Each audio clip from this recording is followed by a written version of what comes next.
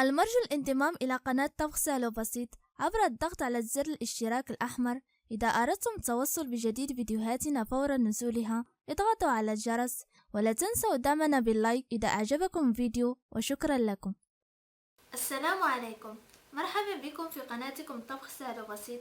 اليوم إن شاء الله سوف أقدم لكم طريقة تحضير 5 لترات من عصير الليمون مثل الذي يباع في المحلبات. لنبدأ على بركة الله. لدينا 4 حبات من الليمون، 3 حبات قمت بتقشيرها، والرابعة تركتها بقشرها، ولتر من الماء، و500 جرام من السكر، ونكهة الليمون، وياغورت سائل بنكهة فانيلا. وزن العلبة 170 جرام. أضع الليمون في الخلاط الكهربائي بعدما قمت بإزالة عظمه أو نواته.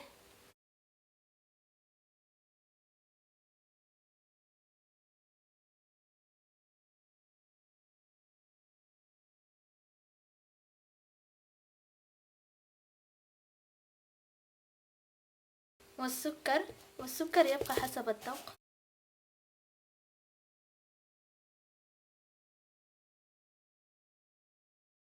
هو لتر من الماء البارد.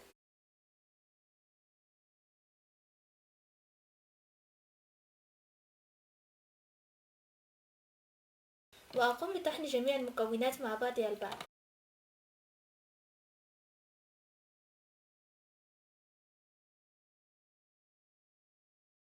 ثم أقوم بتصفية الخليط.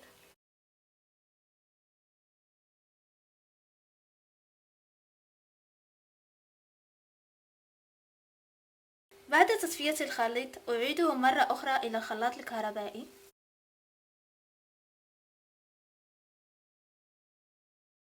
وأضيف له ياغورت سائل بنكهة فانيلا، ثم نكهة الليمون، وأقوم بخلط المكونات مرة أخرى مع بعضها البعض.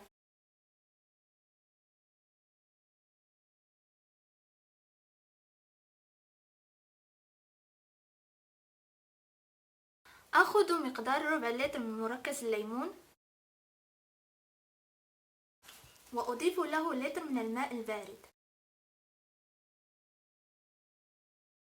أما الباقي من مركز الليمون أقوم بتقسيمه في علب بلاستيكية، وأحتفظ به في المجمد إلى وقت الحاجة. كما قلت، كل ربع لتر من مركز الليمون أضيف له لتر من الماء، أو أقل من لتر من الماء أو أكثر، يبقى ذلك حسب تركيز العصير الذي ترغبون به. هذا هو الشكل النهائي للعصير. يمكننا مركز الليمون من الحصول على 5 لترات من العصير. هذه الكمية العصير التي تشاهدونها في كؤوس التقديم حصلت عليها من نصف لتر من مركز الليمون الذي أضفت إليه لترين من الماء، والباقي من مركز الليمون قمت بالاحتفاظ به في المجمد إلى وقت الحاجة. أتمنى أن يعجبكم الفيديو. لمزيد من الفيديوهات لا تنسوا الاشتراك في قناتكم طبخ سهل وبسيط بالضغط على الدائرة التي تظهر على الشاشة الآن، ولا تنسوا مشاهدة فيديوهاتنا السابقة، وشكرا لكم.